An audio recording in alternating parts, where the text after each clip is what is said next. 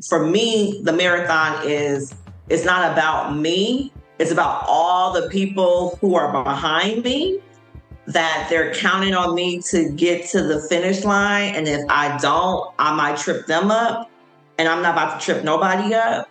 So I got to keep going because I don't want to let everybody else down behind me. Like, what kept me motivated was realizing that Afro Unicorn, the why I created it was not about me. I had already found me. I already had my avatar. I know what the Afro Unicorn was for me, but I had an obligation to the world and to the people that were behind me to make sure I saw this thing all the way through.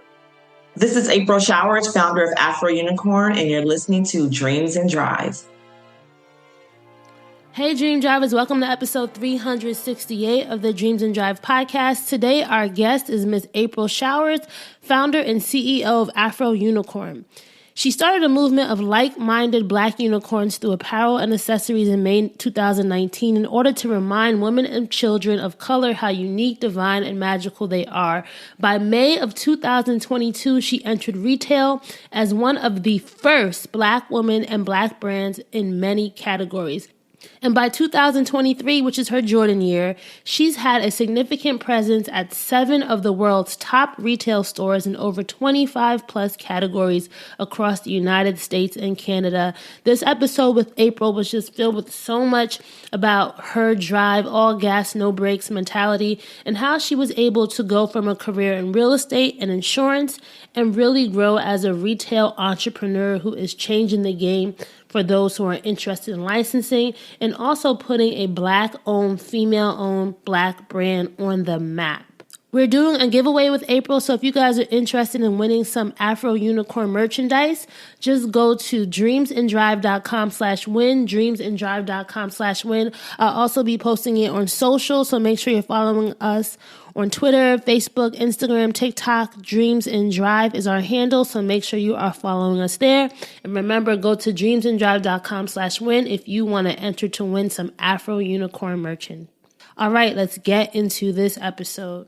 Hi, April. Welcome to Dreams and Drive. Hi, Raina. Thank you for having me.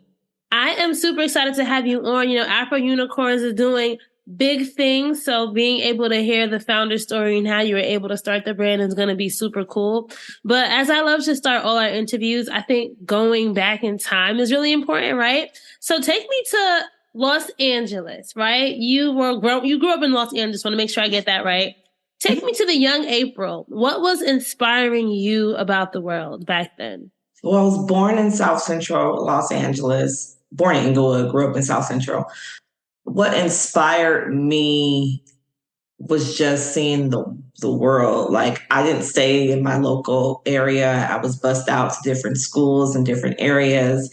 And I did a lot of extracurricular activities in different areas. So just seeing other lifestyles and seeing Beverly Hills at a young age and Woodland Hills and Rolling Hills and Malibu, and just seeing all the different areas outside of South Central Los Angeles was kind of what inspired me. And what was the dream for you as a kid, though? What was the thing that, was there anything that you're like, when I grow up, I want to be this?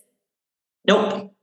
I never had when I grow up, I'm going to be a doctor or a lawyer or anything like that. Everyone around me always knew that I would be somebody big.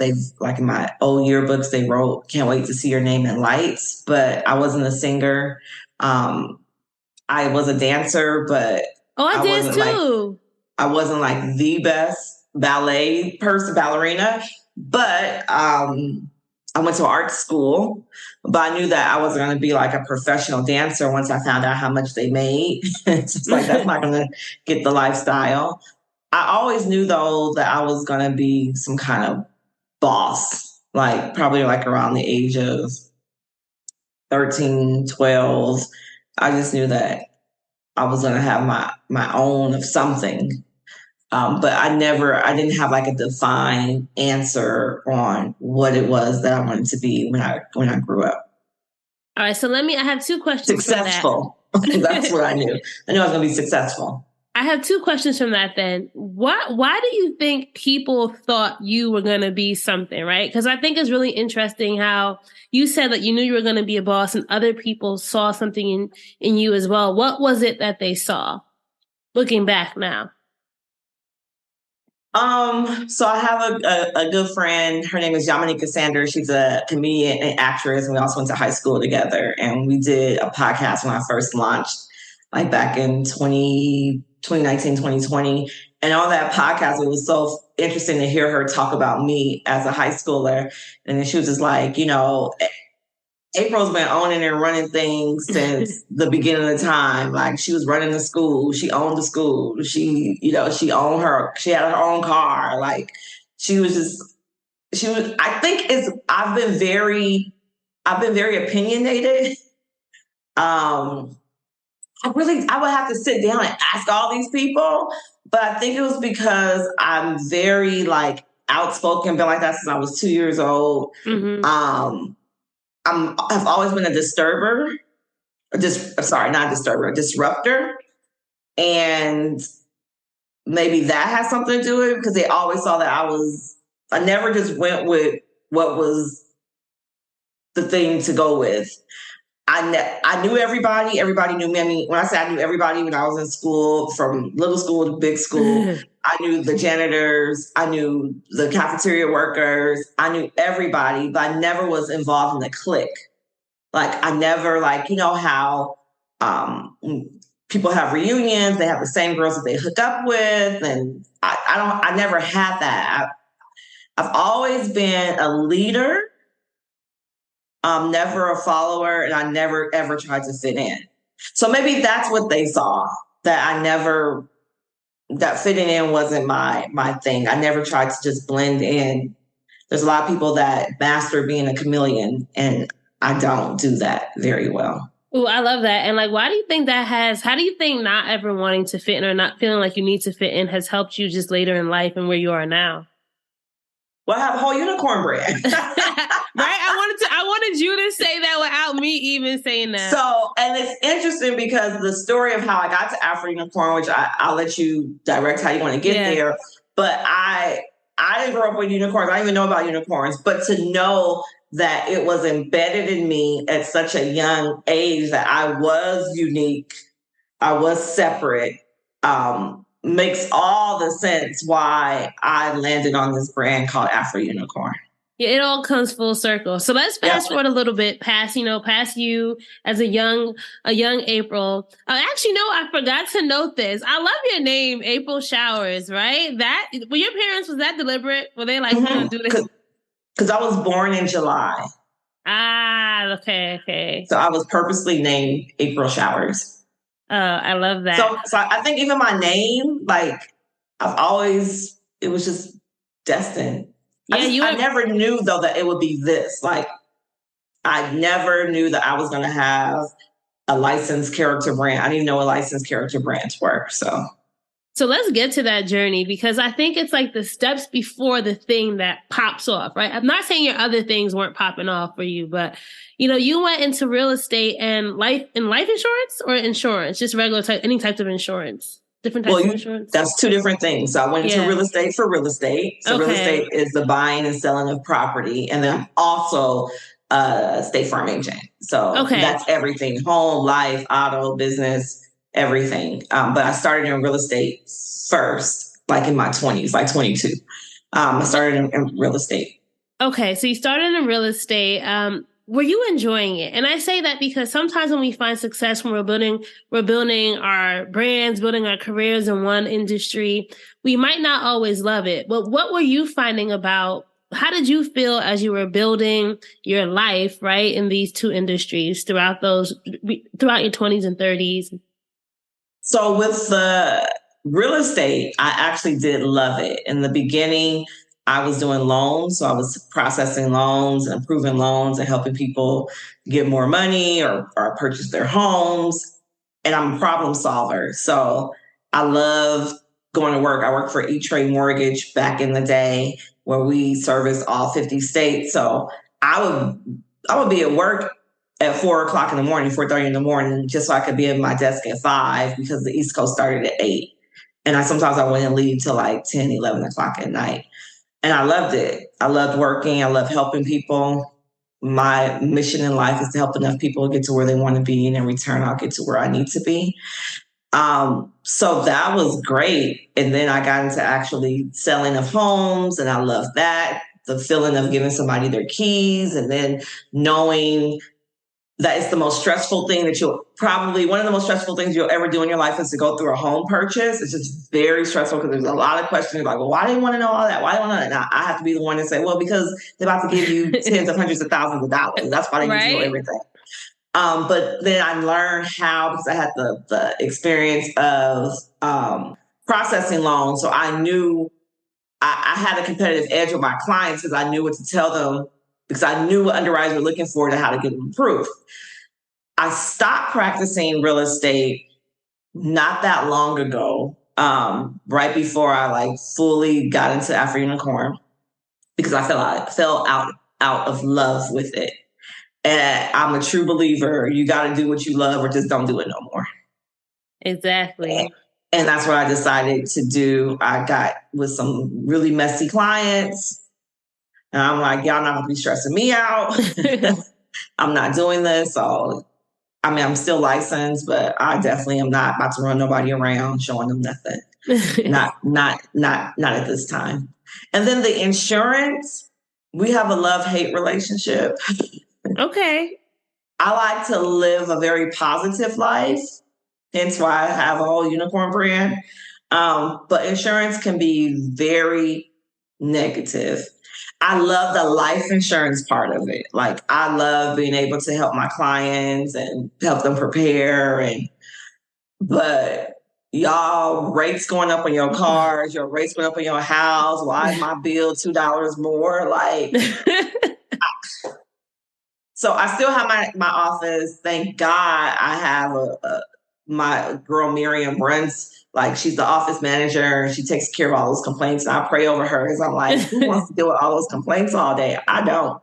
So I don't know where that relationship is going to go. We'll let me ask you this though, before we get into Afro Unicorn, because I was just talking about this with a guest yesterday. Like, all the things that before what she's doing now, although she wasn't 100% in love with it, she realized there were some amazing lessons and just life skills that she learned. And for you, what do you think what was the one thing from each of those industries that you think have helped prepare you to where you are today? Well, on the insurance side, State Farm is the number one insurance company in the U.S. And they are that because they do an extremely well job with marketing. So when you're an agent with them, you have the brand of State Farm, but you have to figure out how to run your own office.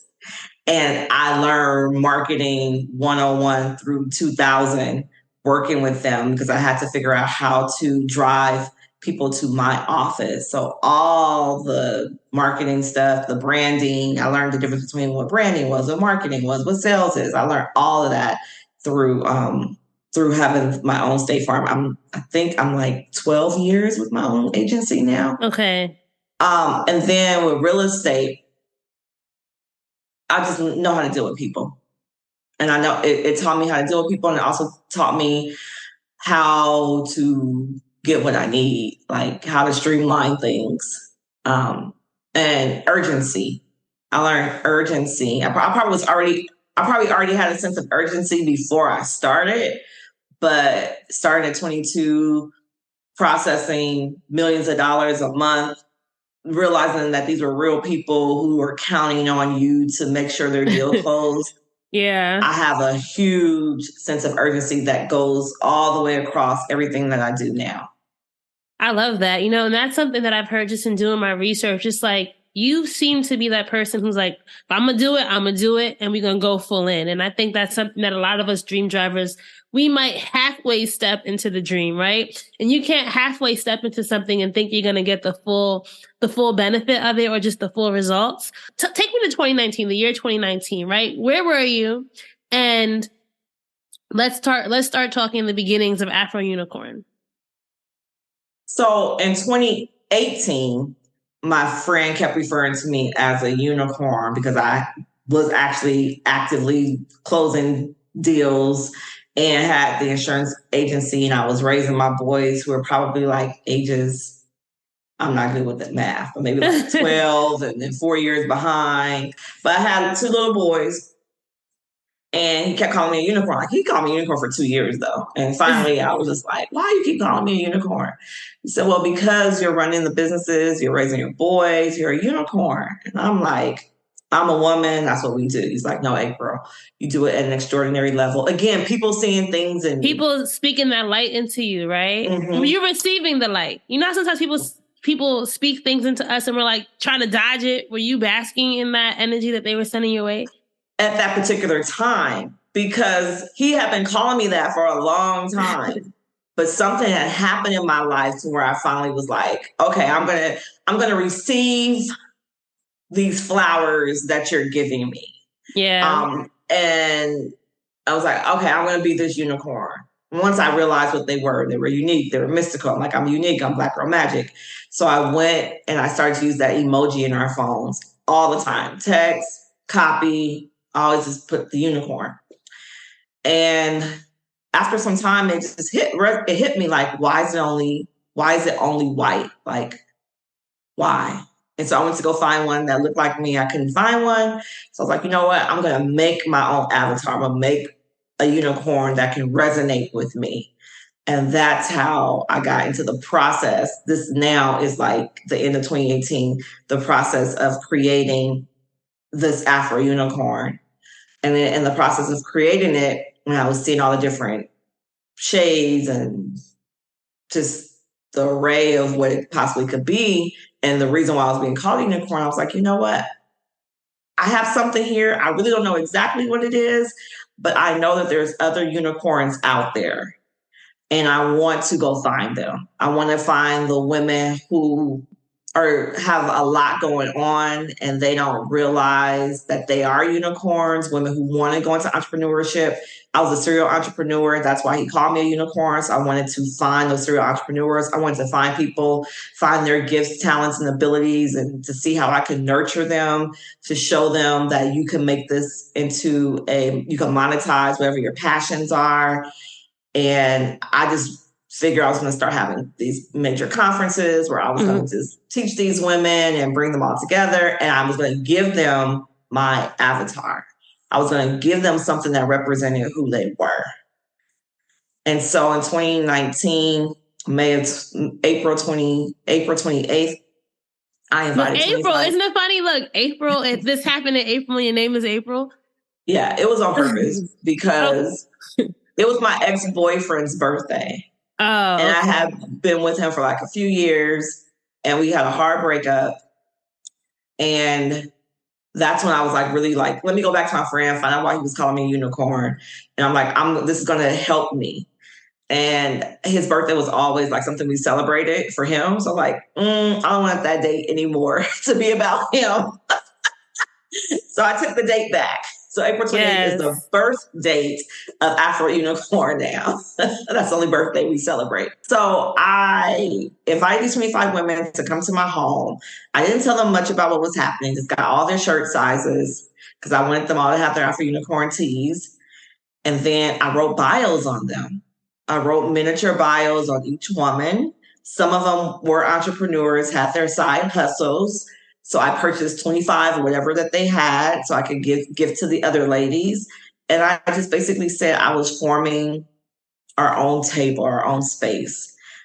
There's a quote that if someone doesn't give you a seat to the table, you bring your own folding chair. So I have folding chairs wrapped around this table. And I just knew that I was building a movement. I knew that the Afro Unicorn brand itself was something big that was going to be worldwide. I still did not connect all the dots, but I'm just going to put a little gem in here. Even when you can't connect all of the dots, you still have to keep moving. And as long as you stay in drive, the path will pave its way in front of you. I hear you there. It's when you see all these dots and you like, well, I can't connect them. And then you get paralyzed in fear because you can't connect all the dots. So I was like, look, I got this unicorn. I'm inviting these women. I had a videographer. I had my friend come interview them. Blindly, we asked them all, like, what do you think when you hear the words Afro Unicorn? Because I just really want to know, what do people think? Yeah. You were like, what's the word when you are putting something into the market and you're kind of getting that, like, that feedback, right? Yeah. I'm lost for the word right now, but there's a word. I can't think of the word either. That's why. Yeah. Yeah. So that's what I did. So I asked them that. I asked them, what would they ask what would they tell their younger self? What's Black Girl Magic to them? So I had all this B-roll of what it all meant to them. And then I brought them to the table. They saw their bios with their pictures, and I just spoke into them. I spoke what I saw in them. I do have a gift of seeing gifts, talents, and abilities in other people. So I just went through the room and just spoke over them and just told them about this wonderful thing that I was creating and that how we were going to support each other. And at the end, they were like, okay, what's your Instagram? Like, huh? You didn't have an Instagram then? Nope. But look, it just goes to show that sometimes you don't need to have it all to get started. But then I'm pretty sure you made an Instagram after that, right? Oh, yeah. So I called somebody, I wasn't even on social like that. So they had to create it because I didn't know how to create an Instagram account for me. And we created an Instagram account on, I think, May 1st, because the event was the 28th. So by May 1st, I had the Instagram account. I had all their photos from the event. And I had some of the B-roll. Everything for me is about urgency. So my photographer got me my photos back. The videographer got me my videos back. So on that first day, I started posting like pictures from the event. And then I really wish I should go back to see who was the first Afro Unicorn I posted. But I posted one of the girls, and I, talked about who they were, what their brand was, why you should follow their brand, why you should tap in and patronize them, and what made them unique, divine, and magical. And it just grew. Like, organically. It just started growing when people were like, oh, if I get a shirt, because we launched May 17th. Let me back up. It didn't just grow, because I don't want people to think I'm a firm believer of there is no such thing as if we build it, they will come. You got to build it, but you got to market it, because if you ain't marketing it, they ain't coming because they don't know what's there. Exactly. So I had set the date that May 17th was going to be the day we launched the e-commerce store.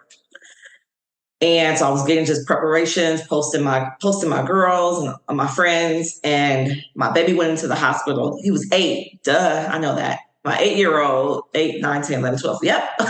My 8-year-old went into the hospital, and I didn't know what to expect, but he wasn't doing well.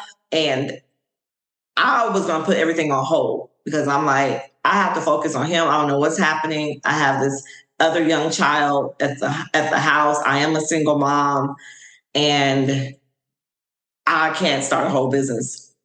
3 people on 3 separate occasions, but kind of like back to back, all sent me messages like, I know that you have this brand. 'Cause I was talking to people. They're like, I know you have something that you're trying to start, and your baby in the hospital, it's just the devil. And I'm like, I think it's food poisoning. I don't think it's that, it's not that deep.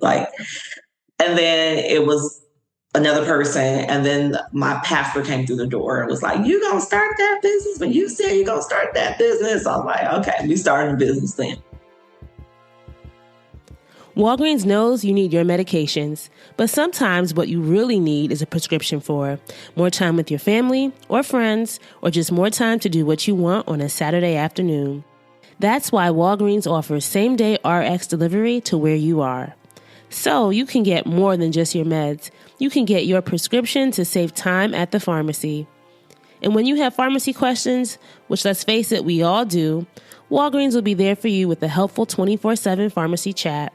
So when you need to know, which med do I take before bed again? Or is it safe to have a glass of wine with my prescription? You can ask a Walgreens pharmacy expert that question, no matter where you are or what time of day it is. And that gives you more than just answers. It gives you your prescription for peace of mind. Delivery is available on eligible prescriptions only. See details at walgreens.com/prescription delivery. Tylenol Rapid Release Gels, your go-to option for fast, effective pain relief. Don't let pain slow you down. Be prepared for aches and pains after the big game or fun fall festivities. Tylenol Rapid Release Gels to help you enjoy life to the fullest. And now, introducing new Tylenol Precise, a pain-relieving cream with maximum strength lidocaine without a prescription. Get back to the activities you love with Tylenol Rapid Release Gels and Tylenol Precise. Find the power of pain relief today. Available now. Use as directed.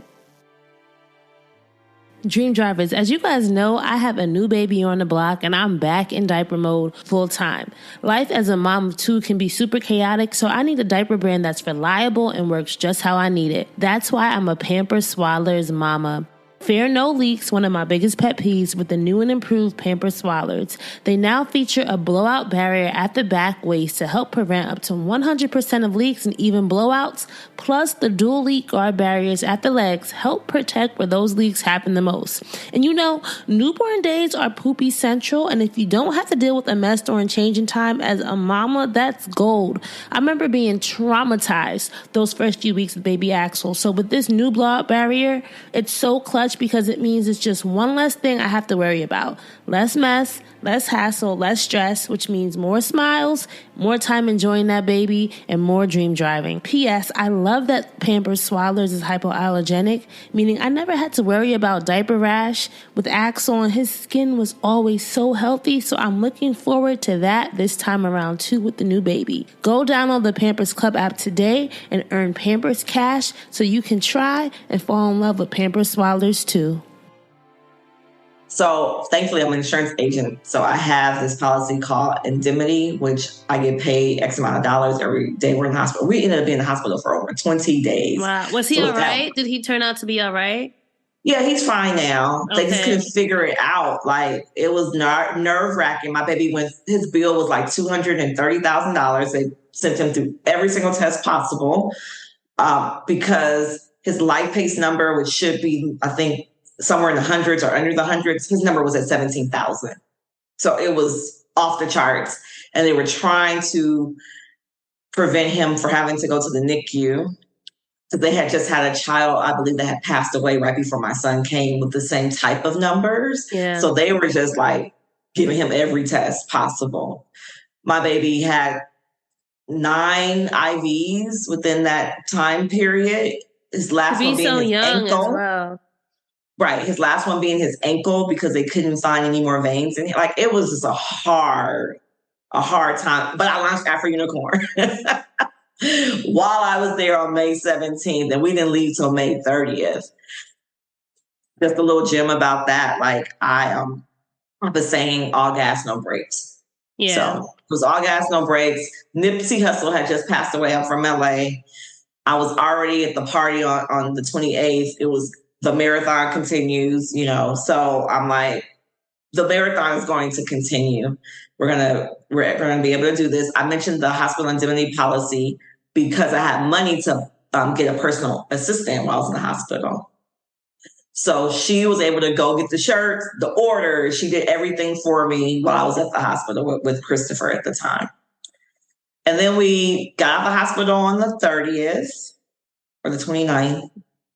And the next day, my favorite uncle, dropped dead of a massive heart attack. And 17 hours later, my other uncle died of pneumonia. Were they related? Were they like uncles Brothers. On the same side? Wow. Mm-hmm. The oldest and the youngest, the bookends, they died. And then I had to go to a double funeral in Louisiana a week later. Mind you, my baby just got out of the hospital. 6 months later, my grandmother died. It was just a lot. But it was all gas, no brakes. And yeah, so I have a real no excuse type mindset. That just seems like a lot. And that would have broken a lot of people. Like, why do you think your spirit, well, I'm pretty sure you were feeling all the feelings during this, but what was it about you that said, I got to keep going though? Beyond people encouraging you, do you think there was something, that little seed within you, or what was that within you that didn't allow yourself to just say, I'll do this next year? Oh, it was the marathon. I mean, I'm in LA, like we felt Nipsey on a whole different level. Yeah. So that it was really like I had committed to this marathon. And when you have that, for me, the marathon it's not about me. It's about all the people who are behind me, that they're counting on me to get to the finish line. And if I don't, I might trip them up. And I'm not about to trip nobody up. So I got to keep going because I don't want to let everybody else down behind me. Like, what kept me motivated was realizing that Afro Unicorn, the why I created it was not about me. I had already found me. I already had my avatar. I know what the Afro Unicorn was for me, but I had an obligation to the world and to the people that were behind me to make sure I saw this thing all the way through. So that's what motivated. So let's talk about the aftermath, right? Because there was so much that happened after this launch, but the part that I kind of want to skip ahead to is when you got that email from a buyer who was seeing everything that was happening with the Afro Unicorn brand. Talk to me about that day and how that set off a chain of events that really changed your life. Maybe August. Yeah, it was August of 2021.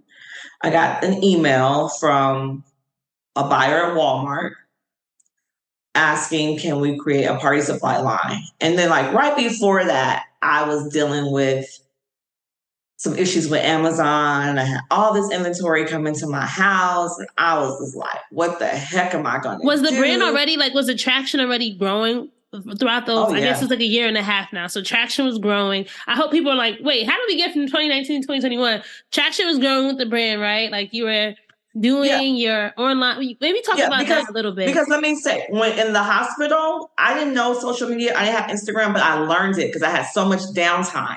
So I mastered understanding how to find my audience on social media. I mastered hashtag strategy. I went out every day. I would spend 7 hours finding my audience, searching hashtags like Black Unicorn, Black Girl Magic, going into those recents, seeing who those people were, commenting on them. Have you ever seen an Afro Unicorn before? I created a brand of women of color who hustle, follow the movement. So I grew it from zero to where it is now by finding my actual audience. And then if celebrities were in that feed, like if Tiffany Haddish was tagging a Black Unicorn, I was in her comments saying, have you ever seen Afro Unicorn before? And she responded.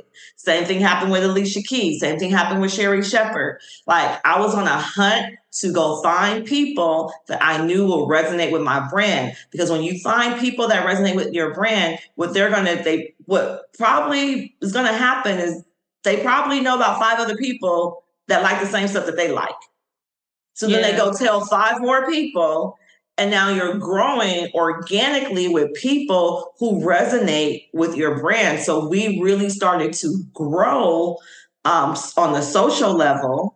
And then when George Floyd happened, that was early 2000. Was that 2021? Or 2020. 2021. And the pandemic, even with the pandemic was a blessing for us. And I hear that a lot with a lot of like entrepreneurs. Like in one sense, people were at home. People were more invested in like figuring out brands that they actually wanted to support. Like they were more like mission driven during this time. Mm-hmm. Right? Phaedra Park did a whole TikTok video with the shirt. And at the time, it was like the largest liked video that she had. It was over 3-point-something million people when she was rocking our shirt. She had cut it all up, and I had sent her that shirt almost a year prior. Wow. So we have been growing. The we was word on the street.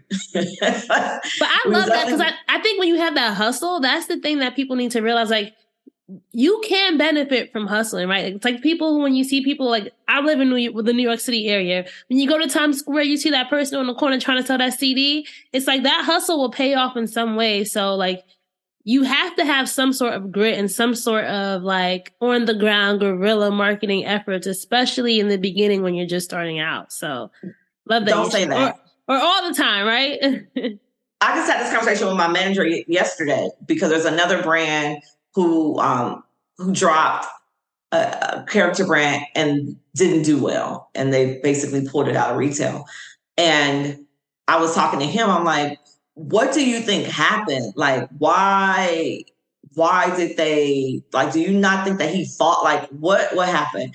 And he said it. He was like, April, he was like, they weren't consistent. He was like, I know that's not something you're not going to ever not do. That's what I preach all the time. Consistency is key. I used to share businesses every single Saturday when I started in 2019. I still share businesses every single Saturday on Afro Unicorn _official to this day. Like 6 o'clock in the morning on my way to the airport when I'm going to France on Saturday, I will still be in the DMs, and Kalia would jump in, my social media manager, and she'll take it over. But we're not going to miss that. Yeah. A lot of times people think when they get to a certain level, they stop doing the things that got them to that level.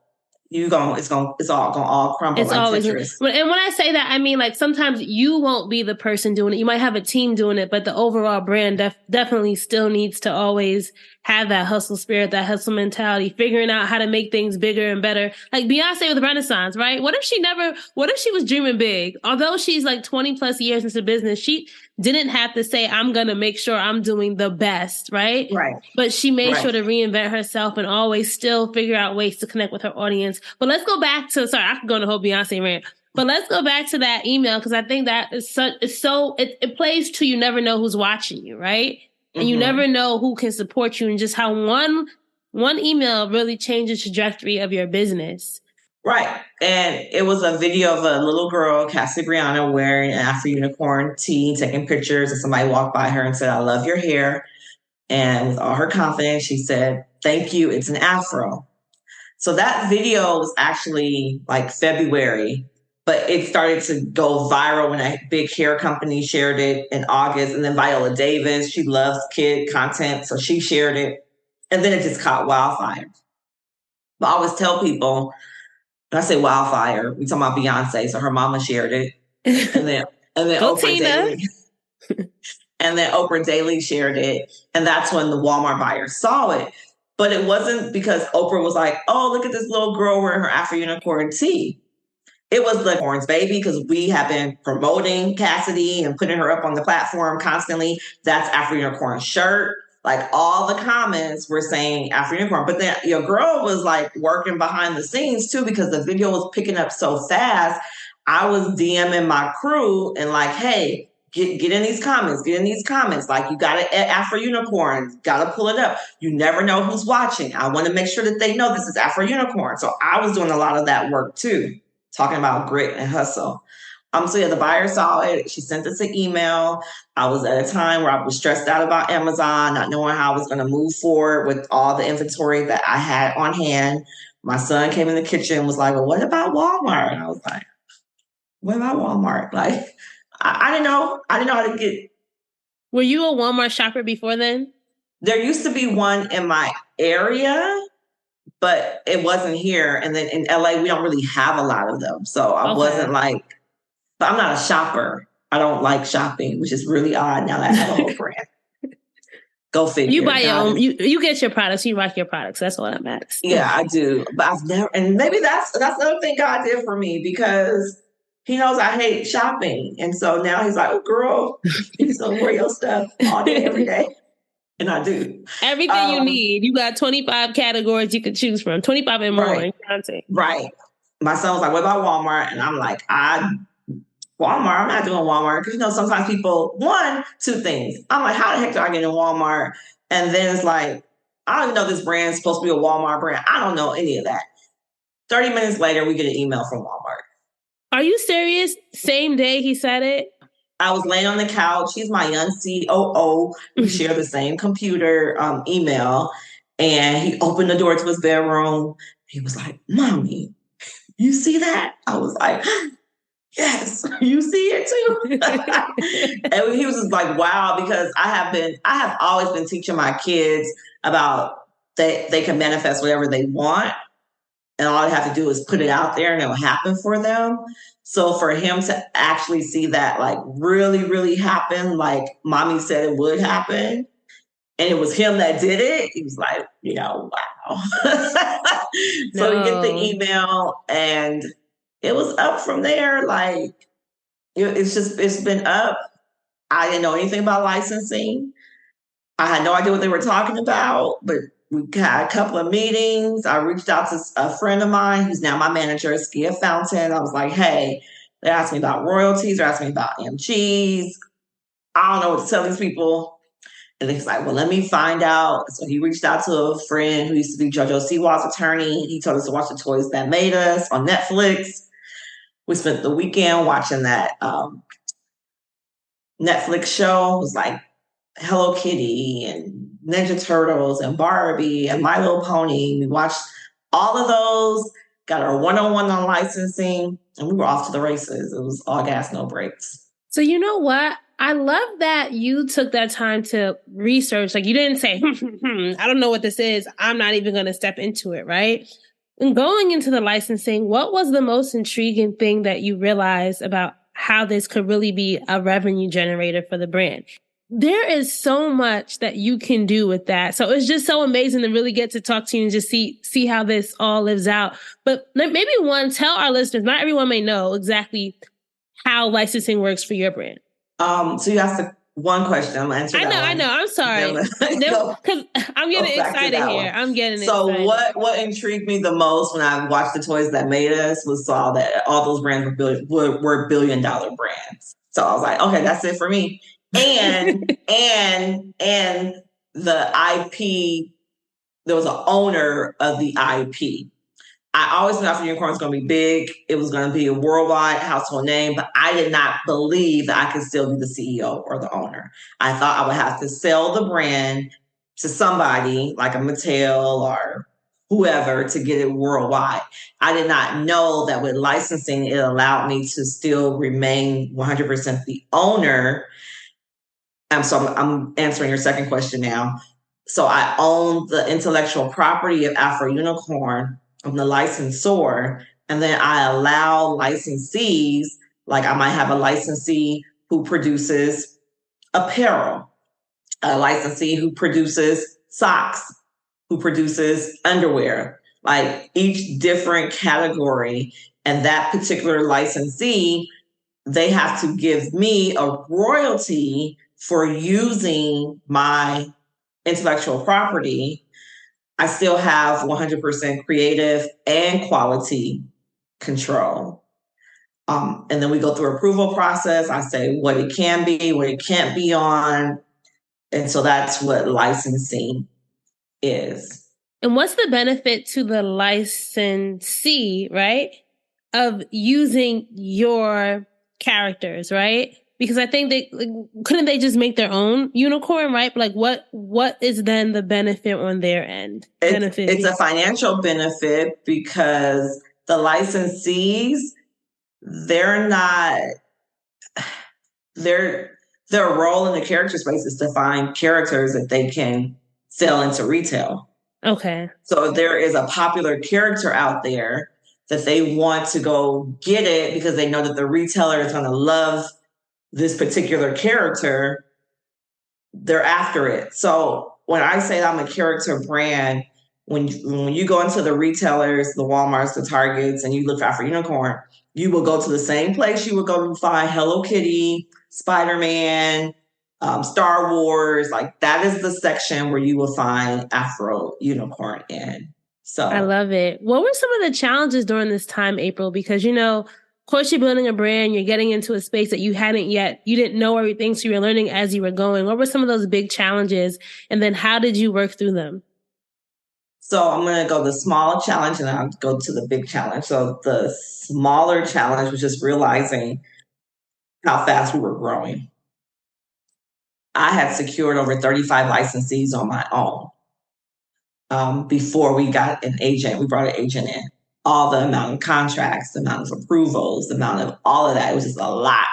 So my first problem was, girl, you can't do this on your own.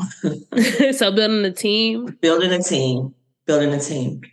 I read a book, Who Not How, and realized that I needed to find the people who can do it and not me trying to figure out how to do it. So I figured that out quick. So we got an awesome team.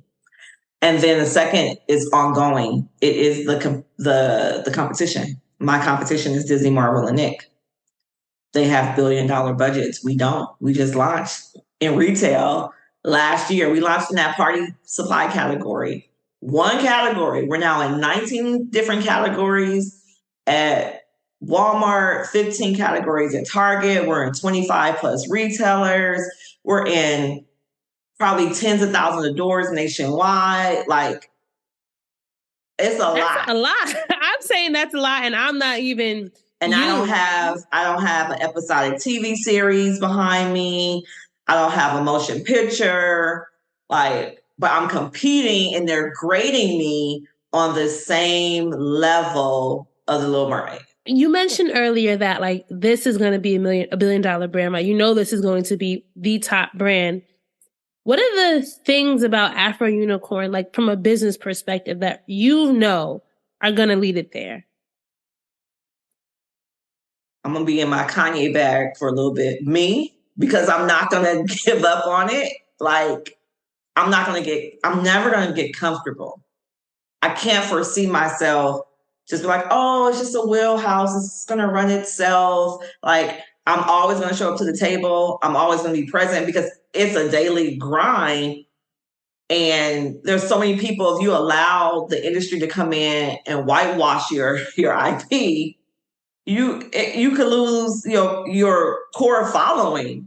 So I'm not going to allow that. So the biggest part of me of knowing that Afro Unicorn is going to keep growing is that I'm all gas, no brakes. Like, I'm not going to stop till we get to the billion. $1 billion brand is called a what? A unicorn. You know who you remind me of? I just love like your spirit and just how resilient you are. Do you know Pinky Cole, Slutty Vegan? Yes. Yeah, when I interviewed her, I think I interviewed her like in 2018. She was just beginning, right? And it's just so crazy to just see how now she's like $100 million restaurant, and more. She's doing so much. It's just like that. Like, you have to have that spirit. So it really is you and you tapping into your strengths, right? Like, I think that's something that a lot of us, we run from our gifts, right? Mm-hmm. Now, as the CEO and the founder, and really just maybe let me ask you this question. Like, what does your day-to-day look like now, right? And then I want to ask you the next question. So, like, what are you focused on now as, like, the top person in the business? My day-to-day is meetings on Zoom. Mm-hmm. My team has agreed that I don't need to be on all the meetings anymore. Okay, that's good. So I get up, I have these kids. My 17-year-old, he take care of himself, but the little one, the 12-year-old, I still have to get him to school back and forth. So I do that mommy thing in the morning. Just a small little plug. I'm able to put Afro Unicorn fruit snacks in his lunch pail. Love it. So it's a flex. Afro Unicorn napkins in his lunch pail. He don't want an Afro Unicorn lunch pail though, because he's a boy. He could give it to one of his little girlfriends. This is right. The age, right? Right. But so I do that, and then I jump on a 7:40 in the morning call with my manager, and we go through check marks of all the stuff that needs to be done that day and delegate it out to who needs to do it. Important meetings like buyers, retailers are always going to be on those calls, but the internal team figuring out approvals, all of that, they only bring me in when they're questioning something. They don't know 10 toes down that I'm going to approve it. Then that's where like, well, let me just ask April. Okay. My son is on a college tour right now. And I was telling my assistant yesterday that I've learned that when Jesse's not here, I don't get nothing done. Jesse is the COO. And I guess he don't be telling me what to do, but I just be feeling like he makes me feel like I have to be accountable and I have to do stuff because I had all this list of things I was supposed to do this week. I've been traveling too. I went from New York to a week, came back to LA, then went to London. I go to France tomorrow. I travel a lot. I do a lot of interviews. I do a lot of trade shows. I'm constantly traveling. But maybe I needed to not do nothing because I ain't washing no dishes. I haven't folded no clothes. I ain't packed. Okay. I ain't done no influencer packages. I haven't done anything. So I said today I was going to do better. But that's the typical day. The typical day is I'm constantly moving, constantly moving. I do wake up every morning with my journaling. I'm a big manifester. I believe in having a journal of gratitude. It's so important that you find 10 things that you're thankful for each day. I write them down every single day. I write down my massive goals every day. I love to ask people this question. I think it's really just getting into your psyche a little bit. Is there anything that scares you? Because you seem like to be somebody right now who's fearless, right?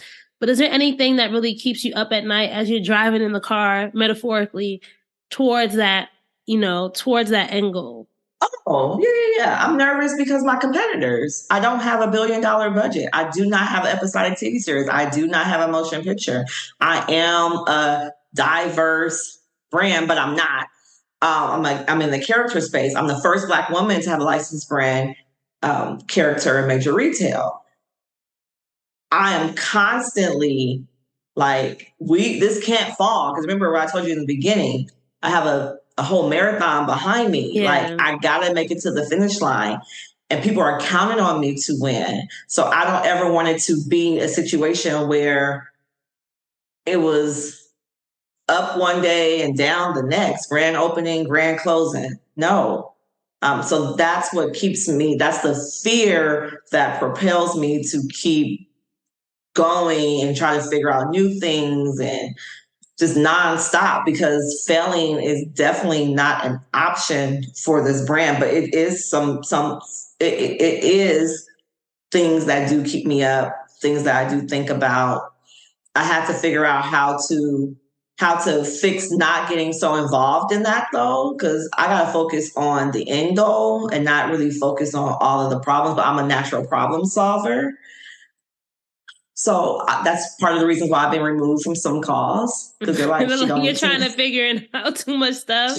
She don't need to know if something isn't working. It's just not working in that category. So we're going to focus on what's working, and we're going to really promote that part of what's working.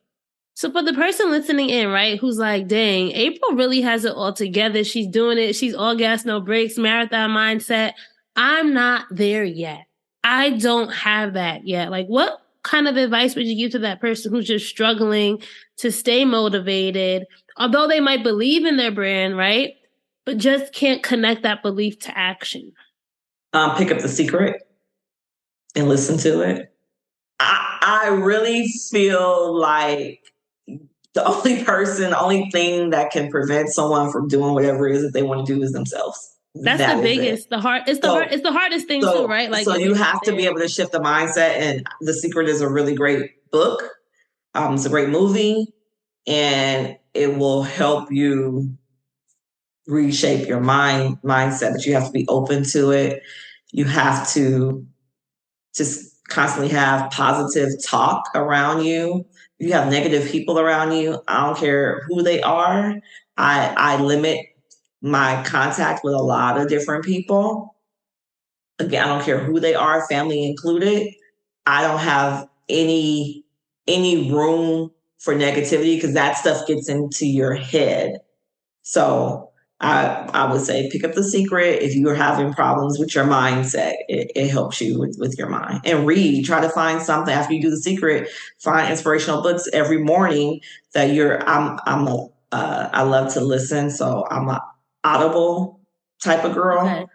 And I do it like at 1.25 is my speed.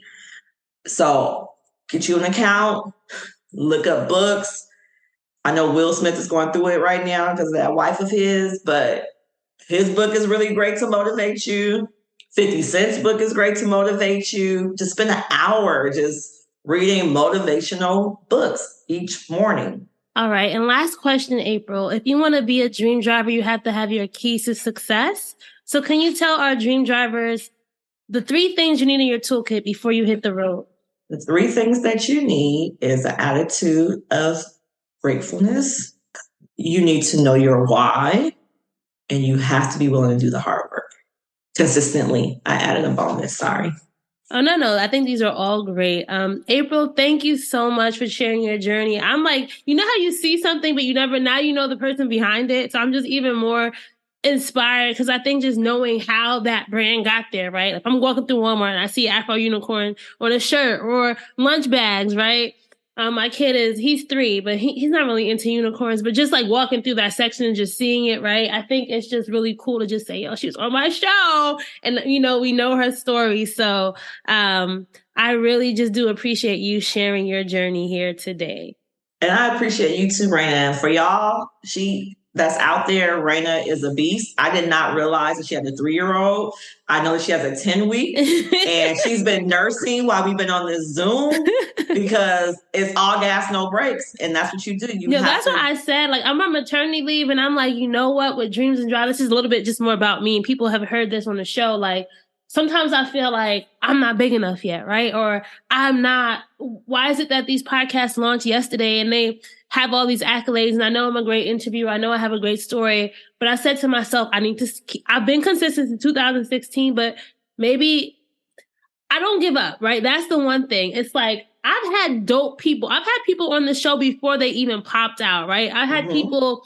So it's like, maybe this is just planting the seeds for the bigger thing to come. And when that big thing comes, I'm going to be more than prepared. So I'm happy for the role I'm playing. I'm happy to just be able to share your journey. And that's one thing about me. I'm going to figure it out and I'm going to find a way. And I'm like, let me do more video. Let me get back, like you were saying, really into that hustle on social media, because that's what people are now. So, I appreciate you saying that. And this little one who's sleeping, I'm happy he's cooperating. When they get older, it's real hard to do both. But I'm hustling and making it happen now. You are. All right, so that's a wrap for this episode of Dreams and Drive. I hope you enjoyed our guest's dream driving journey as well as listening to their keys to success. If you love this episode, you know what to do. Please make sure that you are following us. We are at Dreams and Drive across social media on Facebook, Twitter, and Instagram. So make sure you're sharing this episode, posting it to your Instagram stories, texting it to a friend, sharing on LinkedIn, wherever you are or online. Just pay this forward and share this with somebody. We really appreciate it. And all the sharing that you do helps us grow our community. If you want to join our email newsletter, The Keys, and get weekly updates delivered to your inbox, just go to dreamsanddrive.com/join. That's dreamsanddrive.com/join. And lastly, if you know somebody who would be great for this show, or if you are someone who would be great for this show, please go to dreamsanddrive.com/pitch. I'm always accepting new guests. I'm always accepting new pitches. So I love to see those pitch requests coming in. Keep dreaming, keep driving, and we'll chat again in the next episode. Bye, guys.